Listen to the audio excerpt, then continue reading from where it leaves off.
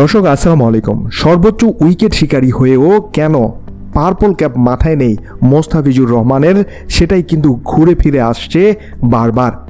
নিয়েছেন 14 wicket.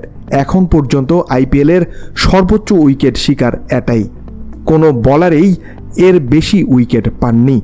Chennai super কিংসের হয়ে খেলা মোস্তাফিজুর রহমানও পেয়েছেন এই সর্বোচ্চ উইকেট। 8 ম্যাচ খেলে মোস্তাফিজ এই উইকেট শিকার করেছেন। তবু তার মাথায় কেন নেই পার্পল ক্যাপ, এটা যেন সবার মনেই প্রশ্ন।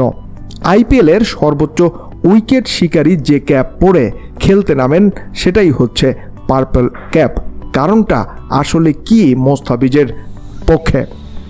মোস্তাফিজ ছাড়া মুম্বাই ইন্ডিয়ানের জসপ্রীত বুমরা আরও পাঞ্জাব কিংসের মার্শাল প্যাটেলও পেয়েছেন সমান সংখ্যক উইকেট।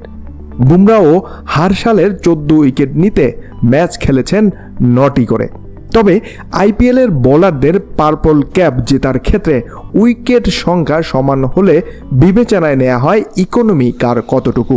ঠিক সেখানেই বুমরার চেয়ে পিছিয়ে রয়েছে মোস্তাফিজুর রহমান।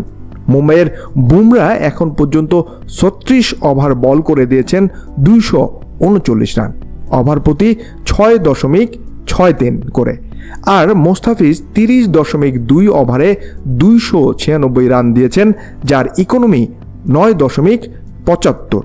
পাঞ্জাবের হারশাল অবশ্য রান দিয়েছেন আরও বেশি, ওভার প্রতি তিনি দিয়েছেন 10.118 রান করে।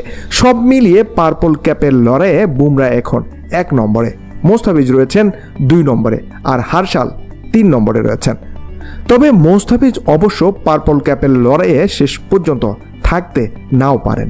আগামী 1 মে চেন্নাই পাঞ্জাব ম্যাচের পরেই বাংলাদেশ ফিরে আসতে পারেন মোস্তাফিজুর রহমান।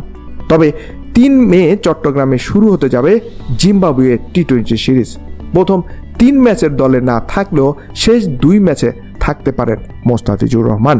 তবে যদি জিম্বাবুয়ের বিপক্ষে তাকে বাংলাদেশে না পাওয়া যায়, আর যদি বিসিবি তাকে আরেকটি সুযোগ দেয় আইপিএলে খেলার জন্য, তাহলে জসপ্রীত বুমরাকে পেরিয়েই তার এই পার্পল ক্যাপটি সংগ্রহ করতে হবে।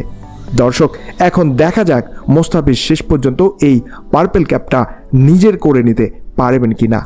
আমার এই ভিডিওগুলো ভালো লাগলে প্লিজ লাইক, কমেন্টস এবং শেয়ার করার জন্য অনুরোধ রইল। ভালো থাকুন।